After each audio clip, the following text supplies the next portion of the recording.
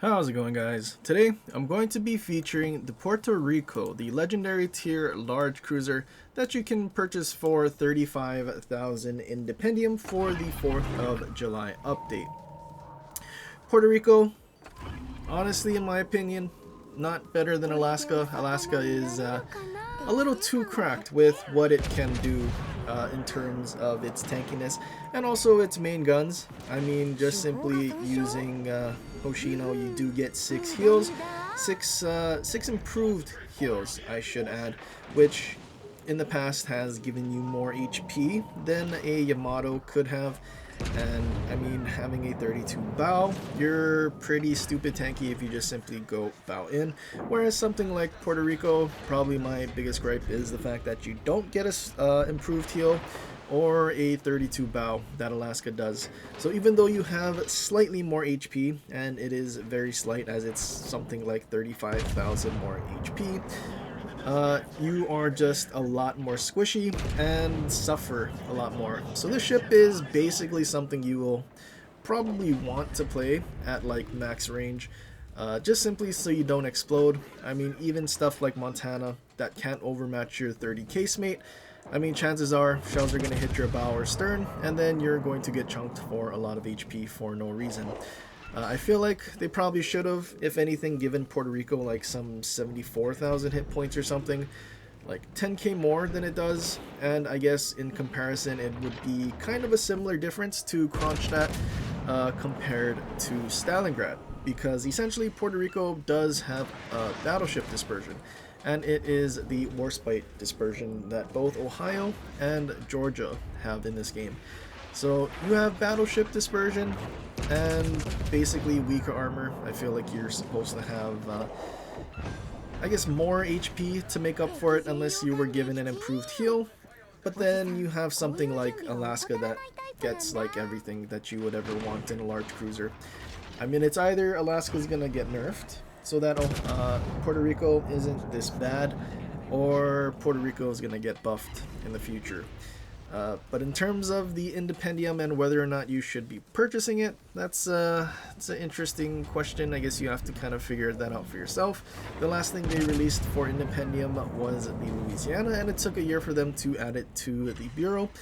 So, I mean, if anything, worst case scenario, Puerto Rico will follow suit. Puerto Rico isn't that great, so I don't think it'll be something like the Christmas legendary tier ships that just never come back and only show up in the Christmas crates.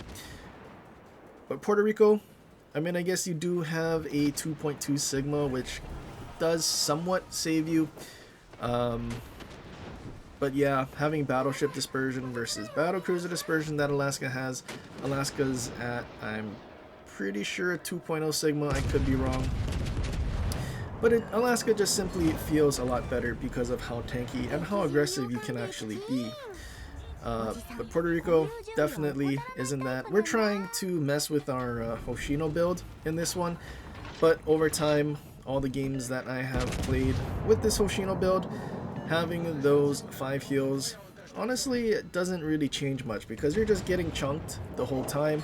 I feel like if you just stayed far away as you possibly could, would probably be a much better experience. It's just kind of weird. A lot of ships that you don't think should have 32 have 32 bows, something like Colbert and Worcester, and then something that you would think maybe could or should at least have like a 30 don't, and you're basically sitting with something like Puerto Rico that gets kind of punished kind of badly. It also has an absolutely massive superstructure, so I mean, it's not really like you're gonna be able to angle or go bow in even if they don't shoot your bow. So far, I don't really have anything good to say about Puerto Rico, if you can't tell. Alaska just is simply better than Puerto Rico, because I mean, it could be that it was overcooked, and again, maybe Alaska gets nerfed so that you're not gonna have a 32 bow and a super heal and be stupid tanky, or Puerto Rico again will probably get buffed so it wasn't overcracked like Louisiana, which they still haven't touched yet, having a airstrike that doesn't get shot down and doing 30 plus k with torpedoes with aim assist.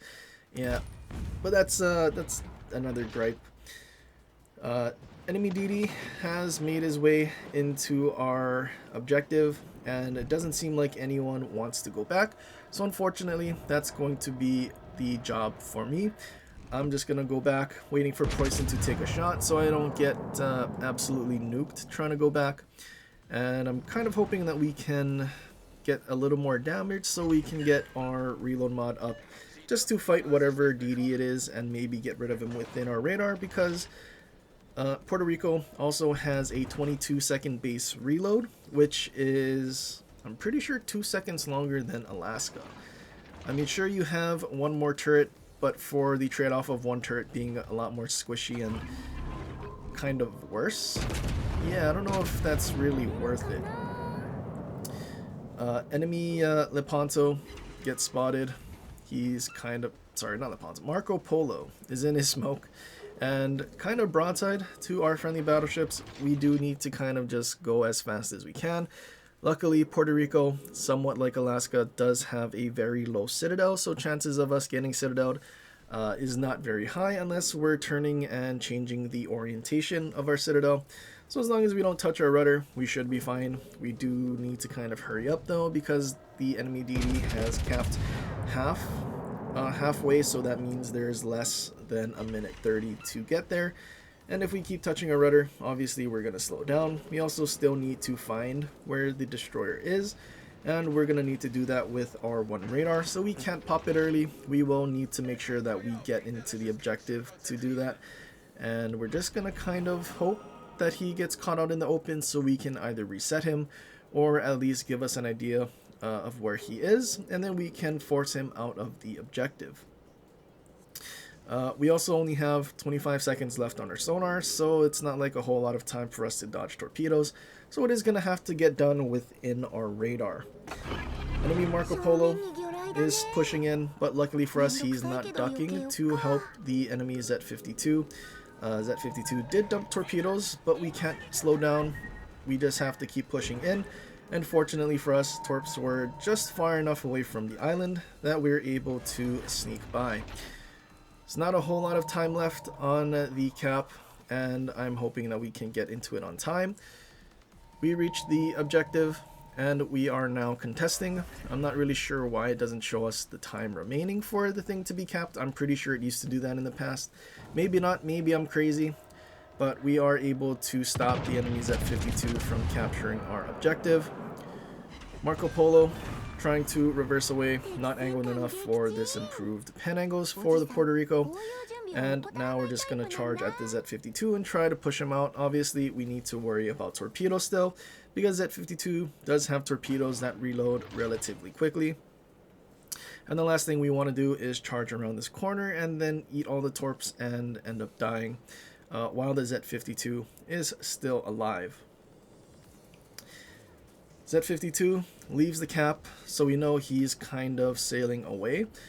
We don't know if he's going to sail away from us towards the right border, or if he is going back around counterclockwise around this island, and he's just going to end up back in our cap. So I'm kind of hoping we're able to figure out where he is soon, and if he does decide to kind of get back into our objective, we can just simply turn around and then maybe force him away again, because if we keep chasing the direction that he's going, we're just going to keep going around this island, because I know for a fact our battleship is not going to try to stop and contest the other side of the island. So we're just going to try to be as quick as we can to find this enemy destroyer. Friendly Puerto Rico is trying to take on an enemy Preußen, and Preußen with 30mm overmatch. Puerto Rico doesn't really stand any sort of chance. We do get spotted, so we have an idea of where he is.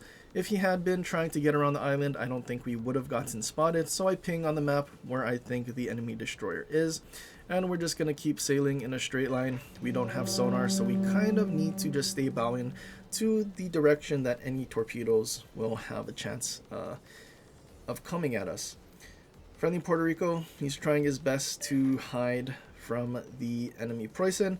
He ends up getting spotted, and at the same time he also takes location, so I ping once again where the enemy destroyer is, hoping that our Puerto Rico has a radar available.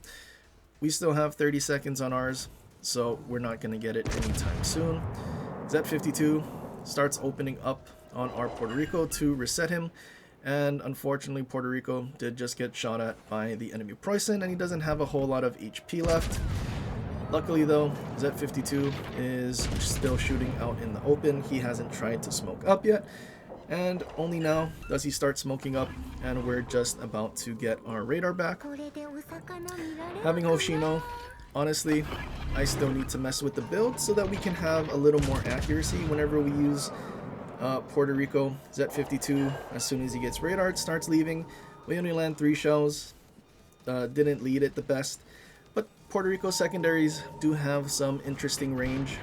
I feel like more ships should have proper secondary range rather than the short 5 kilometers that we have in Legends, and it would be a lot nicer and I guess open up a lot more build possibilities, especially for battleships. But I don't know if we'll ever really get that. We're able to finish off the enemy Z52. We do have a Confederate, and we are just going to simply keep charging in. Friendly Puerto Rico does activate his radar, although I feel like he could have possibly activated it sooner against the enemy Z52. Preußen, for whatever reason, has his guns facing me instead of our friendly Puerto Rico that is almost dead. It is what it is. Enemy Preußen is on 3 bars. We're going to get a full broadside, and with the old GK saturation, I'm hoping that we're able to finish him off in 1 salvo, which we do, and we're able to secure our Kraken, our first Kraken in Puerto Rico. And yeah, 177,000 damage. No high caliber though. And in Capture the Base, obviously Capture the Base sucks in terms of XP, but we still broke 3k, which is pretty nice. Also, we had a friendly CC on our team for the Japanese folks. So yeah, I don't know if they really had any sort of chance, because RNGesus was gonna give us everything we possibly needed for content. That's usually how it goes. RNG always favors us, surely. But anyway, Hoshino, we had a full reload build. I think since this match I've gone to use Kuznetsov as well as Cunningham instead of Sarika and Mimbelli. Mimbelli does give you like a second of reload, but for Kuznetsov, you do have less range than Alaska, and having less range while having basically no armor, while being a massive ship, doesn't really mix well. So having a little more range and a little more accuracy, I think, is a little more beneficial while still getting the reload benefit from Hoshino. But anyway, that's pretty much it for this one. I hope you guys enjoyed. If you did, leave a like and subscribe for more, and share it with your friends, or leave a comment down below for other ships you want to see in the future. But anyway guys, till next time, aloha.